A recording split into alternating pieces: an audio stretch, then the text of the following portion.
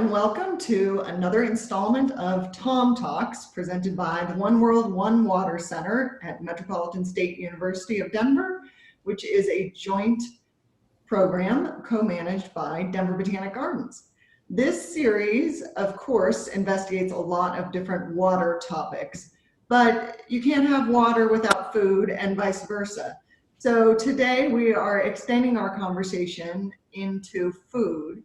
And by virtue of OWOW's relationships with Italy and work that we have done in and around Rome, we are going to focus on Amatriciana.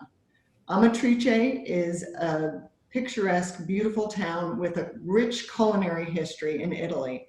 And we are so lucky today to have Stefano Dorazio, who is the president of the Associazione Terra di Amatrice, as well as Paul Riley, who is a little closer to home here in Denver. He's the executive chef and co-owner of Coperta Denver Restaurant, which serves, and you'll see if you visit their website, there's a picture of their signature dish, which is Amatriciana.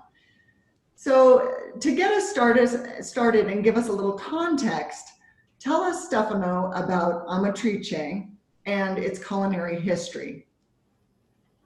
Amatrice is a very little town located northeast of Rome, about 80 miles northeast of Rome, and mainly is famous for its recipe of pasta, the famous pasta alla matriciana, that was brought to Rome by the shepherds moving with their ships to Rome during the cold season, like in winter and fall, and they were used to cook for themselves this kind of pasta, and then it became like a kind of a national dish after pizza. It's very easy because it's made by the cheek of the pork, so not the bacon that is the belly of the pork, but the cheek, and tomato that was added after the centuries, because originally there was no tomatoes. The tomato was not discovered yet because it came from America, and seasoned with cheese that is Romano cheese made by the milk of the sheep. So key ingredients: pecorino romano and guanciale, which is, as you described, the cheek of the pork. That's all. We are going to revisit the recent history of Amatrice. We'll come back to you for more information on the last few years.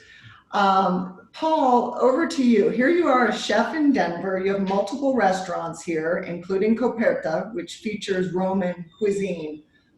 Why Roman cuisine, and why is your signature dish Amatriciana? Sure. Hi, everybody. I'm Paul C. Riley. Thanks for having me. So why Roman cuisine? Coperta was actually our second restaurant, and our first restaurant, Beast and Bottle, where I'm at right now. The focus of the cuisine there is very ingredient driven. Like we're really nothing without our ingredients. And when it came time to open up a second restaurant, we wanted to keep that ethos of very ingredient-driven cuisine. And Southern Italian food, Roman cuisine, Southern Italian cuisine, is really nothing but the ingredients. It's a very, very simple cuisine. I think people are amazed about how, kind of minimalist that it is. And it's nothing without its ingredients. So it was kind of a natural segue for us to shift from like rustic American food to being, which was very meat focused, to being to this ingredient driven Southern Italian Roman food, which was a little bit more like vegetable and pasta focused. I've always had a passion for pasta as a chef. I don't have a drop of Italian blood in me, but I like to say that like my culinary soul has always been in Italy. It's really kind of where I found my passion for food and cuisine. As far as Amatriciana, it's one of the, it's very well known, of course, in Rome and central and southern Italy, in all of Italy, but not so much in the States. In fact, of the three kind of main Roman pastas, of the cacio e pepe, rigatoni carbonara, and then the third would be amatriciana. It's certainly the third, not the third in that pasta. It's just not as well known, and we kind of wanted to fix that, because, or kind of wanted to not fix, but make it more present. And actually, of those three, it's actually my favorite. And to this day at Coperta, we switch different pastas with the seasons. But Amatriciana has been on the menu since we've opened. And to this day, people come in and they say, what do you recommend? And that is one of the first two dishes that I say, look, if you've never had this, it's fantastic. And I think we do a really authentic version of it. You do. I've had Amatriciana with Stefano in Amatrice. What a beautiful experience that was. And yours is a close second. So 2 quick follow-up questions for you, Paul. Those key ingredients, pecorino romano and guanciale, those are kind of hard to find in the United States, especially the guanciale. In a city like Denver, a big enough city, you can track down guanciale. What advice do you have to someone who might be in a smaller U.S. town, or are there any substitutions, or no? Is it a purity issue? I think when we opened Coperta and we were preaching, the what Roman cuisine is, and Romans are so proud of their cuisine, as they should be. Yes. But really, it's hard to stray from what those dishes are. It's seen as like offensive in Rome. Mm-hmm. We actually tested the pasta out with both pancetta and guanciale, and guanciale was the winner in the end. I think because it's slightly more salty, if you will. It kind of gives the dish a little bit more bite, if you will. By the way, it was difficult to ensure that we could get it on a consistent basis. And also, as a restaurant group, we adhere to having meats that are ethically raised. So that was on top of it as well, that we had to find, one, we had to find a product that wasn't that easy. 2, we were going to have to make sure that it was ethically raised for our guests.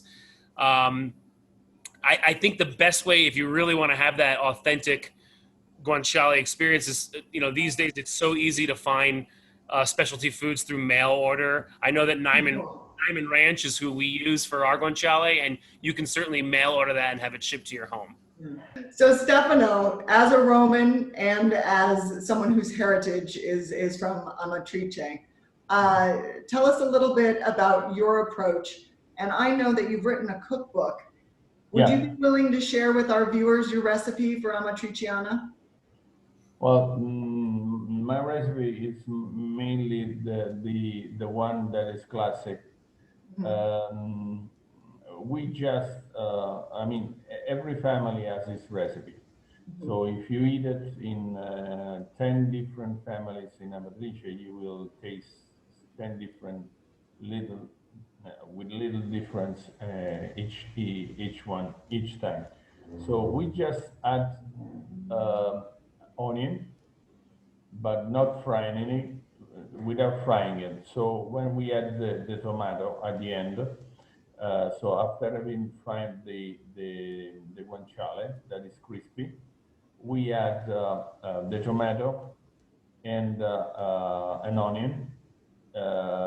So we cannot taste the flavor of the onion, but just the sugar of the onion combines the bitter of the tomato sauce.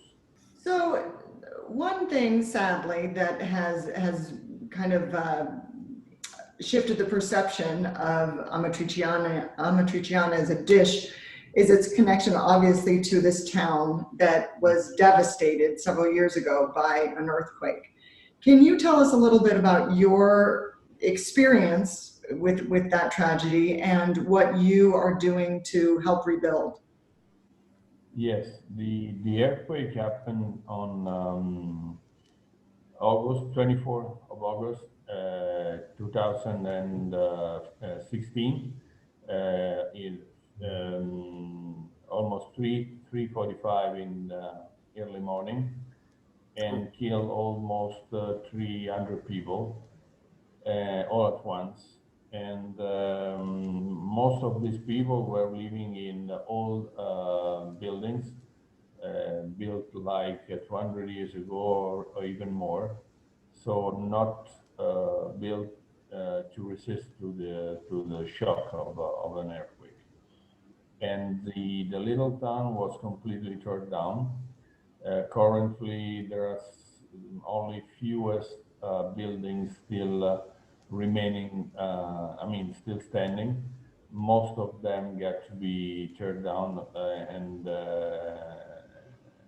and we are waiting because the process is very complicated because it's also a matter of authorization, respect of the historical build commission, because some of this building were historic, and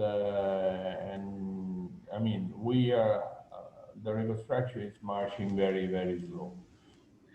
We are So, trying to help those who live and especially work there. It's not a big economy that before the quake was based on tourism and especially on food.